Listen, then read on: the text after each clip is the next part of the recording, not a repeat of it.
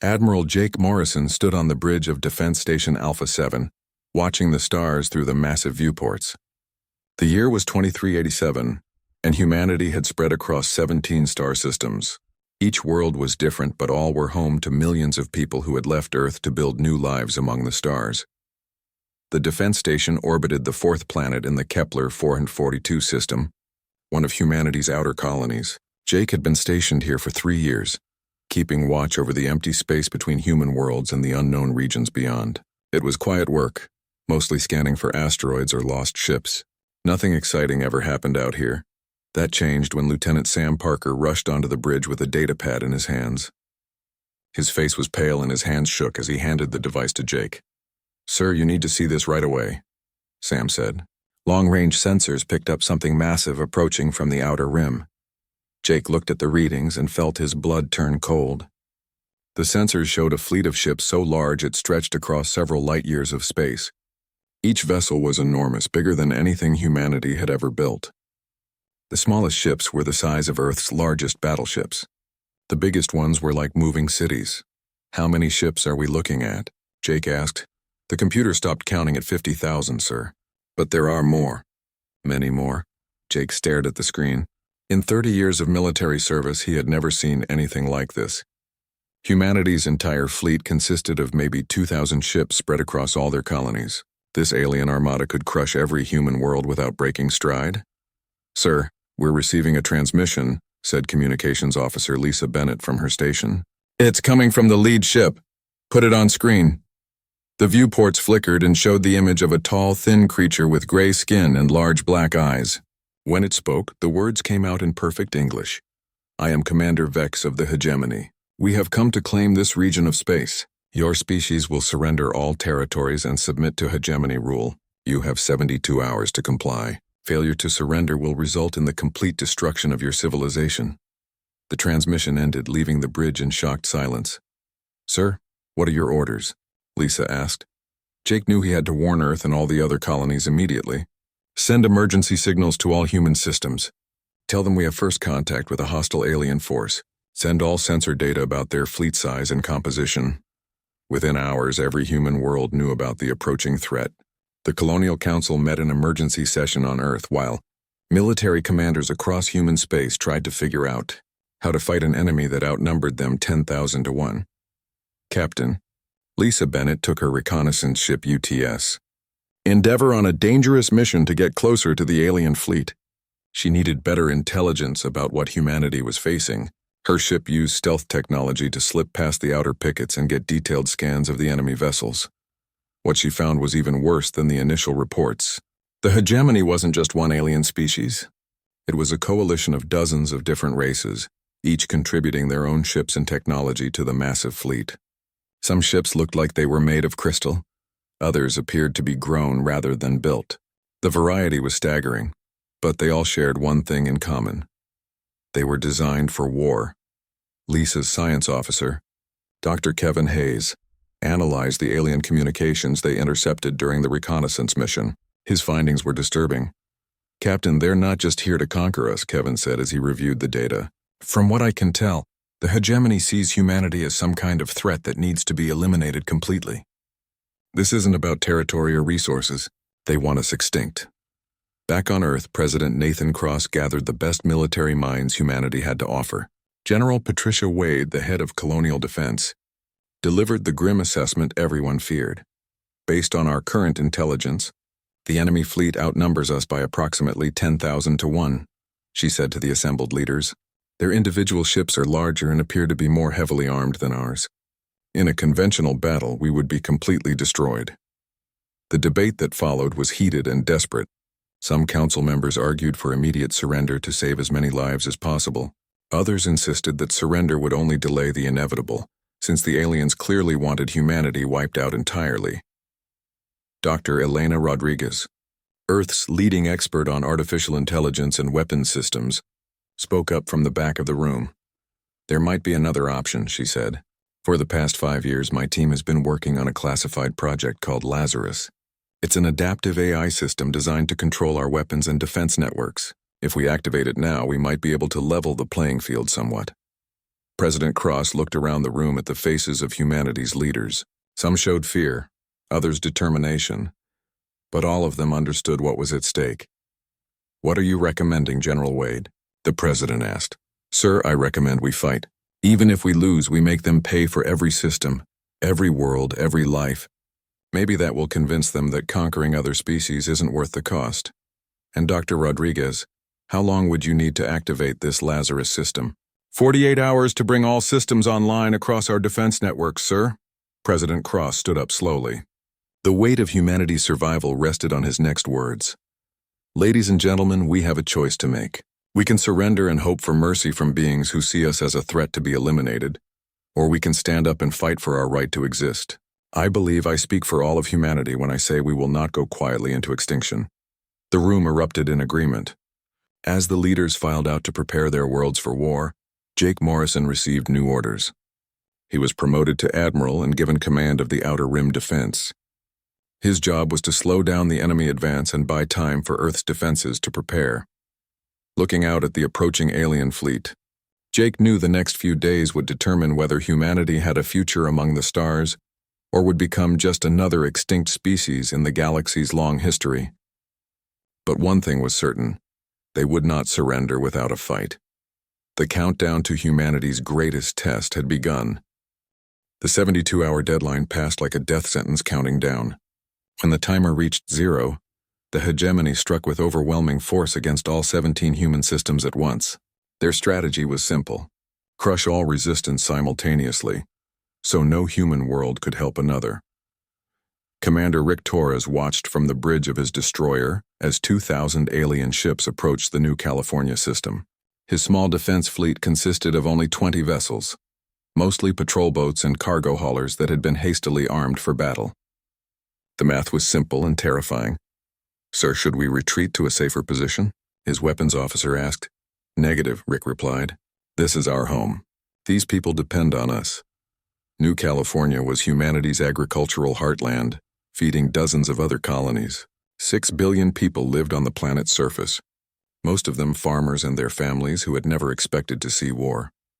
Rick had spent his entire career studying Earth's naval history, fascinated by how smaller forces had defeated larger ones through superior tactics and knowledge of local conditions. Now he would put those lessons to the ultimate test. "Take us into the asteroid belt," he ordered. "All ships follow my lead." The asteroid field around New California was dense and treacherous. Most pilots avoided it because navigating the floating rocks required constant attention and quick reflexes. But Rick knew these asteroids like an old friend. He had trained his pilots here for years. The first wave of hegemony ships followed them into the belt, confident that their superior numbers would win the day. They learned too late that space warfare was about more than just firepower. Rick's ships used the asteroids as cover, appearing from behind massive rocks to fire on the aliens before disappearing again. The larger hegemony vessels struggled to maneuver in the tight spaces while human ships darted between obstacles like fish swimming through coral. "Target their engine sections," Rick commanded. "We don't need to destroy them, just disable them." One by one, alien ships found themselves stranded among the asteroids as human torpedoes knocked out their propulsion systems. The hegemony had expected a quick victory, but instead found themselves trapped in a deadly maze where their size advantage became a liability. Meanwhile, on the industrial world of Titan Prime, Colonel Amy Walker faced her own impossible challenge. 3,000 alien ships surrounded the planet while she tried to evacuate 6 million civilians. The orbital manufacturing stations that built humanity's ships and equipment were prime targets for the enemy. Amy had a different idea about how to use those stations. "Begin emergency conversion of manufacturing Platform 7, she ordered her engineering teams. "I want all the mining lasers and construction equipment reconfigured as weapons." "Ma'am, that's never been tried before," her chief engineer protested. "Then we'll be the first. Move." Within hours, the civilian manufacturing platforms transformed into massive weapon systems. Mining lasers designed to cut asteroids became ship-killing beams. Construction robots became automated defense turrets. Cargo haulers became missile platforms loaded with improvised explosives. When the hegemony fleet moved in for their assault, they expected to face a helpless industrial world. Instead, they encountered a fortress that fought back with tools turned into weapons of war. The real surprise came when Dr. Elena Rodriguez activated Project Lazarus across human space.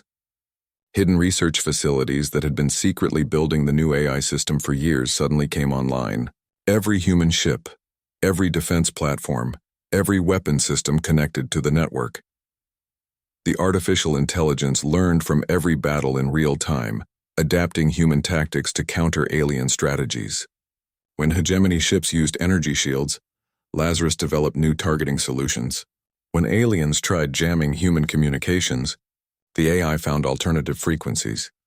Captain Lisa Bennett's reconnaissance mission data proved invaluable as the AI shared weaknesses she had discovered among the various alien species. Some hegemony races had poor coordination with others. Some used incompatible weapon systems. Some had never fought an enemy that refused to follow predictable military doctrine. The battle for the Proxima system became a perfect example of human adaptability. When conventional weapons failed against alien armor, human engineers jury-rigged mining charges as ship-to-ship missiles. When enemy fighters proved too fast for human pilots, ground-based controllers used the Lazarus system to guide defensive drones with inhuman precision. But the cost was staggering. Despite their tactical successes, humanity was still vastly outnumbered. The colonies at Kepler 438 fell after a brave defense that lasted 6 days. Wolf 359 was evacuated just hours before hegemony forces glassed the entire system. Gliese 667c held out for 2 weeks before the last defenders were overwhelmed. 3 entire star systems fell within the first month of fighting. Billions of humans died or disappeared as refugees fled ahead of the alien advance. The lucky ones made it to ships heading for the inner colonies. The unlucky ones were left behind as entire worlds burned.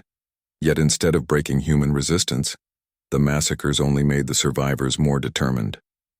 News of the atrocities spread through human space faster than the hegemony advance. Every human colony that still stood prepared to make the aliens pay dearly for every victory. Admiral Jake Morrison coordinated the overall defense from his command ship in the Sol system. The reports coming in from the outer colonies were grim, but they also contained something the hegemony had not expected. Human forces were learning and adapting faster than anyone thought possible. "Sir, we're receiving tactical data from all fronts," reported his intelligence officer, Major Paul Johnson. "The Lazarus system is analyzing alien combat patterns and developing countermeasures in real time." "What's our assessment?" Jake asked. "The enemy is still advancing, but their casualty rates are climbing. They expected to lose maybe 1% of their forces conquering all human space. They've already lost 3% and they're not even halfway to Earth." Jake studied the strategic display showing the entire war. Red markers indicated fallen human colonies, while blue markers showed systems still under human control. The aliens controlled most of the outer rim, but their advance toward the core worlds was slowing. "They're learning that humans don't fight like other species," Jake observed. "We don't follow their rule book." The hegemony had conquered dozens of civilizations using the same basic strategy. Overwhelming force applied simultaneously to crush resistance before it could organize. It had always worked before because most species fought according to predictable military principles. Humans were different. When conventional tactics failed, they improvised. When standard weapons weren't enough, they built new ones from whatever was available. When facing impossible odds, they found ways to even the playing field through sheer bloody-minded determination. By the end of the first month, the impossible had happened. Humanity had not been crushed in the initial assault. The outer colonies were gone, but the core world still stood. More importantly, human forces were no longer just reacting to alien attacks. They were beginning to plan counterattacks. The hegemony had expected to face a primitive species that would crumble under superior firepower. Instead, they found themselves locked in a real war against an enemy that grew more dangerous with each battle. For the first time in their long history of conquest, the aliens began to question whether their victory was as certain as they had believed. 2 years had passed since the first alien ships appeared in human space. What the hegemony had planned as a quick conquest had turned into a grinding war of attrition that consumed resources and lives on both sides. The aliens controlled most of the outer colonies, but their advance toward Earth had stalled at the middle systems. Lieutenant Colonel Dan Murphy crouched behind the wreckage of a burned-out transport on New Horizon, one of the first worlds to fall to the hegemony. For 18 months he'd been fighting a guerrilla war against the occupying forces with whatever survivors he could gather. His original battalion of 800 soldiers had been reduced to just over 300 fighters. But they had somehow managed to tie down an entire alien division. "Colonel, we've got movement in Sector 7, whispered Sergeant Kate Williams through his comm unit. "Looks like another supply convoy heading to their main base." Dan smiled grimly. Supply convoys were his favorite targets because they were lightly guarded and carried things the aliens needed to maintain their occupation. Every truck destroyed, every fuel depot blown up, every communication relay sabotaged made the hegemony's job a little harder. "Teams Alpha and Beta, move to intercept positions," he ordered quietly. "Remember, hit fast and disappear. We're not here to win battles. We're here to make them bleed." The convoy consisted of 12 alien vehicles escorted by 4 hover tanks. Against conventional military thinking, it should have been an easy target for the hegemony forces. But Dan's people had learned to use the landscape itself as a weapon. Hidden explosive charges planted along the convoy route turned the peaceful farming road into a killing field. The first blast flipped the lead escort vehicle, blocking the road. The second explosion destroyed the rear guard, trapping the convoy in between. Then came the real attack as human soldiers emerged from carefully prepared positions to pour fire into the surprised aliens. The battle lasted exactly 4 minutes. When it was over, the entire convoy was destroyed and Dan's people had vanished back into the countryside like ghosts. It was the same pattern they had used dozens of times: strike hard, cause maximum damage, and disappear before enemy reinforcements could arrive. In the depths of space, Captain Susan Clark commanded a very different kind of war. Her stealth destroyer UTS Defiant had been hunting hegemony supply lines for over a year, using revolutionary quantum camouflage technology developed by Dr. Alex Chen. The system bent light around her ship, making it nearly invisible to alien sensors. "Captain, we have a target," reported her navigator, Lieutenant Bob Taylor. "Large supply ship with minimal escort heading for the occupied Centauri system." "Distance and composition of escort?" Susan asked. 2 light cruisers, approximately 3 kilometers from the supply vessel." Susan studied the tactical display. The supply ship was massive, probably carrying enough equipment and ammunition to support alien operations for months. Taking it out would seriously hurt their war effort in that region. "Bring us within torpedo range of the supply ship. We'll hit it and be gone before the escorts know what happened." The Defiant glided silently through space like a predator stalking its prey. The quantum camouflage system made Susan's ship invisible to conventional sensors, but it also prevented her from using active scanning. Everything had to be done by passive observation and careful calculation. "Firing solution ready, Captain," announced Weapons Officer Mike Harris. "Fire." 6 torpedoes streaked toward the alien supply ship while the Defiant immediately changed course and activated maximum stealth protocols. The first torpedo hit before the aliens even realized they were under attack. By the time all 6 had found their target, the massive supply vessel was breaking apart in a series of spectacular explosions.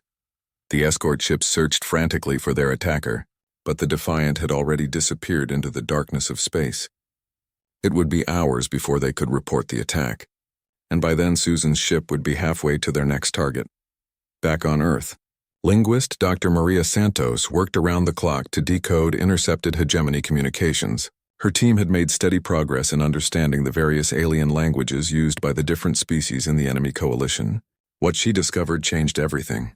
"President Cross, you need to see this immediately," she said as she entered the secure briefing room in the underground command center. "What have you found, Dr. Santos?" Nathan Cross asked.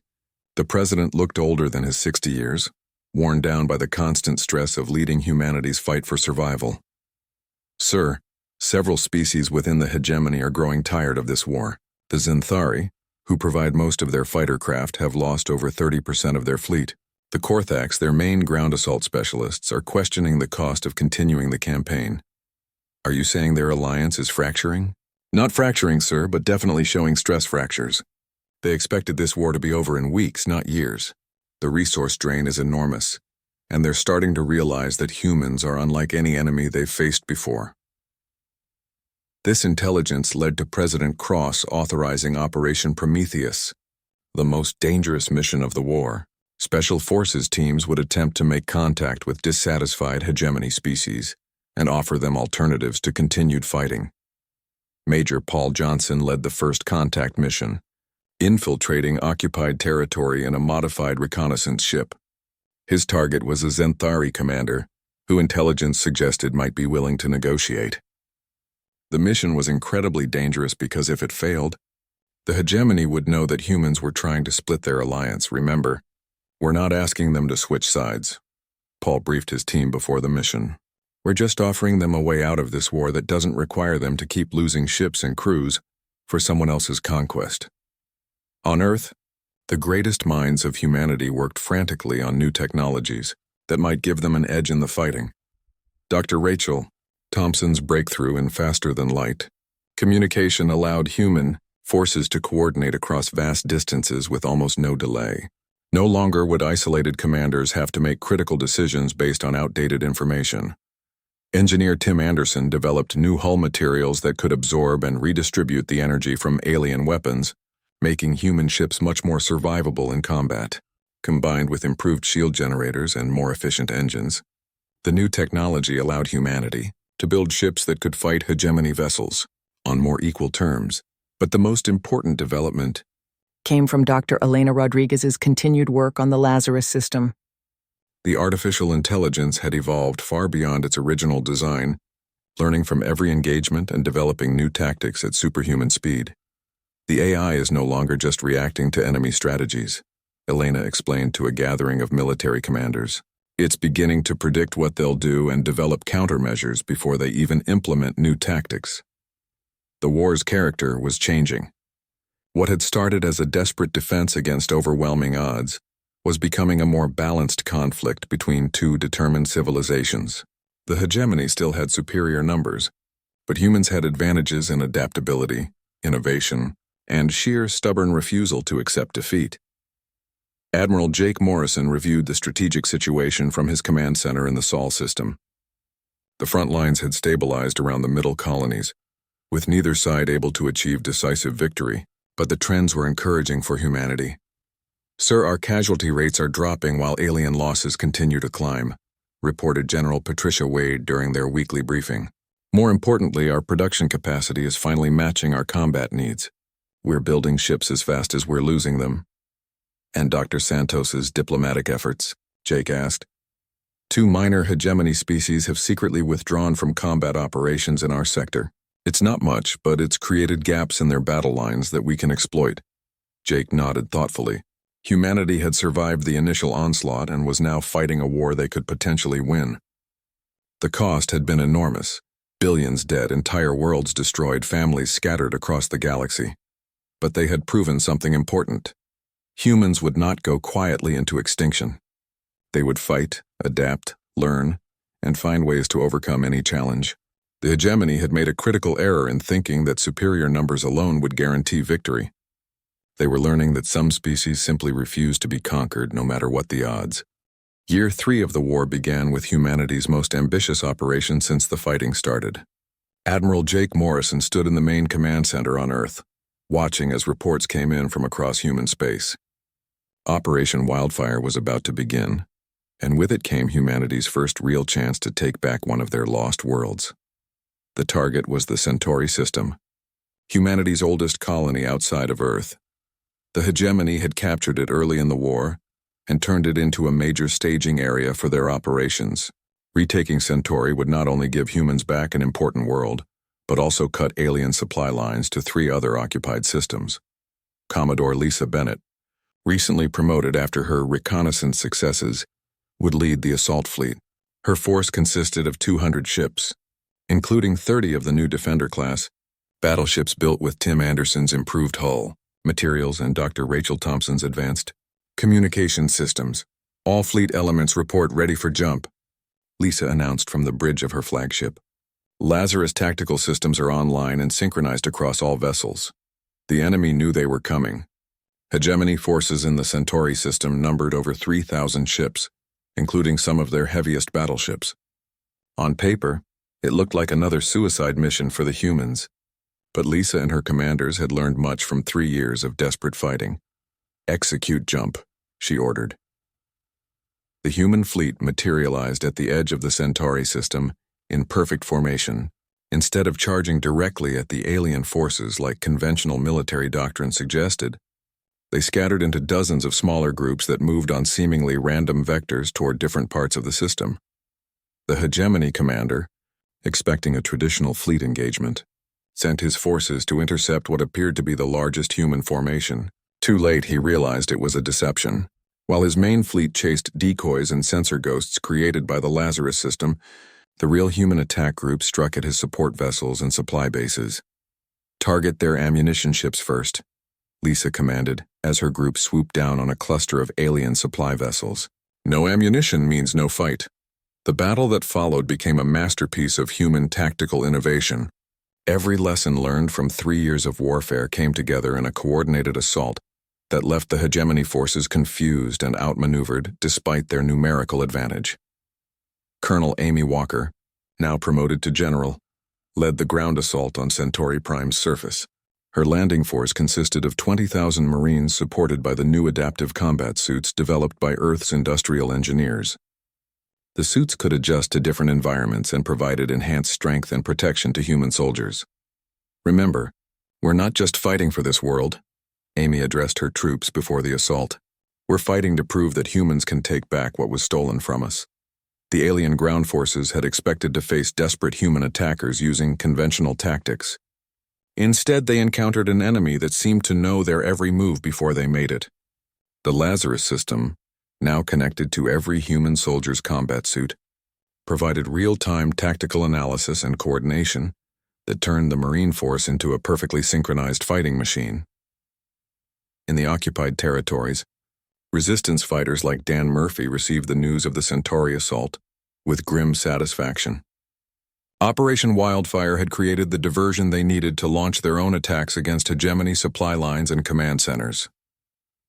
"This is our moment," Dan told his assembled fighters on New Horizon. "While they're focused on the big battle, we hit everything we can reach." Across dozens of occupied worlds, human resistance cells emerged from hiding to strike at alien infrastructure. Communication relays exploded. Fuel depots burned. Transport hubs became killing fields. The carefully organized hegemony occupation suddenly found itself under attack from enemies they thought they had defeated. Captain Susan Clark's stealth operations had evolved beyond simple hit-and-run attacks. Her ship now served as a mobile command center for covert operations deep in enemy territory. Using the quantum camouflage system, she could insert special forces teams anywhere in hegemony space without detection. "Captain, we have confirmation that Major Johnson's diplomatic mission was successful," reported her intelligence officer, Lieutenant Jenny Adams. "The Vorthan Collective has agreed to withdraw from combat operations in exchange for safe passage to neutral space." This was the breakthrough that Dr. Maria Santos had been working toward for months. The first major hegemony species to officially leave the war would encourage others to question their participation. More importantly, it created a significant gap in the alien battle lines that human forces could exploit. The battle for Centauri lasted 6 days. When it was over, humanity had achieved the impossible, a decisive victory against overwhelming odds. The alien fleet was shattered, with over 2,000 ships destroyed or disabled. The human cost was heavy. Nearly half of Lisa's fleet was damaged or destroyed, but they had proven something crucial. "Admiral Morrison, Centauri system is secure," Lisa reported from her battered flagship. "We're beginning recovery operations now." Jake Morrison felt a weight lift from his shoulders as he received the news. For 3 years, humanity had been fighting a defensive war, always reacting to alien attacks. Now they had shown they could go on the offensive and win. The psychological impact on both sides was enormous. Human morale, which had been sustained mainly by stubborn determination, now soared with the knowledge that victory was possible. Across human space, colonies that had been preparing for last stands began making plans for the future again. The effect on the hegemony was equally dramatic, but in the opposite direction. Their alliance, built on the assumption of easy victory, began showing serious cracks as member species questioned the wisdom of continuing a war that was costing them so much.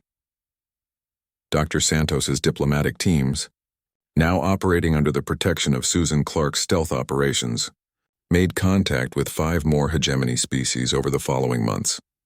The message was always the same: This war was far from over. The costs would continue to mount, and there were alternatives to mutual destruction. By the end of Year 3, 3 more alien species had quietly withdrawn from combat operations. The hegemony fleet, while still numerically superior, was no longer the unified force that had seemed invincible at the war's beginning. President Nathan Cross addressed the human colonies from the rebuilt command center on Centauri Prime, now serving as the forward headquarters for military operations. "My fellow humans," he began. 3 years ago we faced extinction at the hands of an enemy that considered us inferior. Today we stand on a world we have liberated through courage, sacrifice, and the refusal to accept defeat. We have shown the galaxy that humanity will not be crushed, will not surrender, and will not disappear quietly into history. The speech was broadcast not just to human colonies but to hegemony forces throughout the region. The message was clear. The war's outcome was no longer certain, and those who continued to fight humanity would pay an increasingly high price for their aggression. Admiral Jake Morrison looked out at the stars from his new headquarters, knowing that the hardest fighting still lay ahead. The hegemony's core worlds remained untouched, and their most powerful fleets had not yet been committed to battle. But humanity had crossed a crucial threshold. They were no longer just surviving, they were winning. The tide of war had turned, and with it came the first real hope that humanity would not only survive but emerge from this conflict stronger than ever before. The final year of the war opened with the hegemony in complete chaos. Their grand alliance, which had once seemed unstoppable, was falling apart as member species abandoned the conflict in growing numbers. What had started as a quick conquest to eliminate a troublesome new species had become a nightmare that consumed resources and lives with no end in sight. Admiral Jake Morrison stood before a holographic display showing the entire galaxy. Red markers indicated hegemony strongholds while blue markers showed human-controlled space. For the first time since the war began, the blue was expanding while the red was shrinking, sir. Reconnaissance reports confirm that the hegemony is massing their remaining forces at Wolf 359, reported General Patricia Wade. Our intelligence estimates suggest they're preparing for one final massive assault. Jake studied the tactical display. Wolf 359 was the alien staging area for all operations in this region of space. If humanity could capture or destroy it, the entire hegemony war effort would collapse. "How many ships are we looking at?" he asked. "Approximately 15,000 vessels, sir. It's everything they have left in this sector. And our forces. Nearly 1,000 ships, including all our newest designs. Not good odds, but better than we've faced before." Jake nodded grimly. The numbers were still against them, but humanity had learned that wars were not won by counting ships. They were won by determination, innovation, and the willingness to do whatever was necessary for victory. Begin. Preparations for Operation Wildfire Final Phase. We're going to end this war. Commodore Lisa Bennett prepared her expanded fleet for what everyone knew would be the last great battle. Her force included not just human ships, but also vessels from the 5 hegemony species that had switched sides during the conflict. The sight of former enemies working together against their old allies was a powerful symbol of how much had changed. "All fleet elements. This is Commodore Bennett," she announced over the communication network that now linked every ship in the human alliance. "Today we fight not just for humanity but for the right of all species to exist free from domination. Today we end this war." The battle began at the edge of the Wolf 359 system as human forces engaged the outer pickets of the hegemony fleet. But this was not the desperate defensive fighting of the war's early years. This was a coordinated assault by an experienced military force that had learned to fight and win against impossible odds. Dr. Elena Rodriguez watched from Earth as the final version of Project Lazarus coordinated the human attack. The artificial intelligence had evolved far beyond its original design, becoming something that could predict enemy movements with startling accuracy and coordinate friendly forces with inhuman precision. "The system is performing beyond all expectations," she reported to President Cross in the command bunker beneath Geneva. "It's not just reacting to alien tactics anymore, it's anticipating them and developing countermeasures before they're even implemented." The space battle raged for 18 hours as human forces systematically dismantled the hegemony's defensive positions. Ship after ship fell to coordinated attacks that seemed to come from everywhere at once. The aliens' numerical advantage meant nothing when they could not coordinate their responses effectively. General Amy Walker led the assault on Wolf 359b, the planet that served as the hegemony's main command center for the region. Her ground forces, now equipped with the most advanced combat systems humanity could produce, moved through the alien defenses like a force of nature. "Target the command bunkers," she ordered as her troops advanced through the burning alien city. "We need to capture their leadership intact if possible." The ground battle was swift and decisive. Hegemony forces, accustomed to fighting species that used conventional military tactics, found themselves completely overwhelmed by human soldiers who seemed to know exactly where to strike for maximum effect. The turning point came when Major Paul Johnson's diplomatic team achieved their greatest success. 5 major hegemony species, seeing the writing on the wall, not only withdrew from the battle but actually switched sides and turned their weapons on their former allies. "Sir, the Xanthari fleet is firing on hegemony positions," reported Lisa's tactical officer with barely concealed amazement. "They've just declared for humanity." The sight of former allies shooting at each other broke the morale of the remaining hegemony forces. Ship after ship began surrendering or simply fleeing the battlefield as their alliance collapsed completely. When the last alien ship either surrendered or jumped away to escape, an eerie silence fell over the Wolf 359 system. The massive fleet that had been assembled for one final assault was gone, destroyed or scattered to the far corners of space. "Admiral Morrison, this is Commodore Bennett." Lisa's voice came over the communication system. "Wolf 359 system is secure. The hegemony fleet has been completely defeated." Jake Morrison felt something he had not experienced in 4 years of war: the certainty of victory. The impossible had happened. Humanity had not just survived but had utterly defeated an enemy that should have crushed them without effort. On Wolf 359b, Amy Walker stood in the captured hegemony command center, looking at the alien commanders who had surrendered rather than fight to the death. They stared at her with a mixture of fear and confusion, unable to understand how their supposedly superior civilization had been beaten by what they had considered a primitive species. "You fought well," one of the alien commanders said through a translation device. "We did not expect your species to be so persistent." "We're not just persistent," Amy replied. "We're human. That means we never give up, we never stop learning, and we never accept defeat as final." The aftermath of the battle saw a complete reversal of the war's direction. Hegemony forces throughout the region began surrendering or fleeing as word of the defeat spread. Species that had remained loyal to the Alliance started sending peace envoys to human commanders. President Nathan Cross found himself in the unprecedented position of having to organize not just victory, but peace. The defeated hegemony species needed to be dealt with fairly but firmly. The species that had switched sides needed to be integrated into a new order.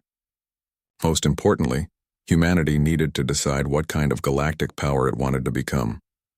"We have a choice," Cross addressed the Colonial Council in emergency session. "We can become conquerors like the hegemony was, or we can become something better. We can build a galaxy where species cooperate instead of dominating each other."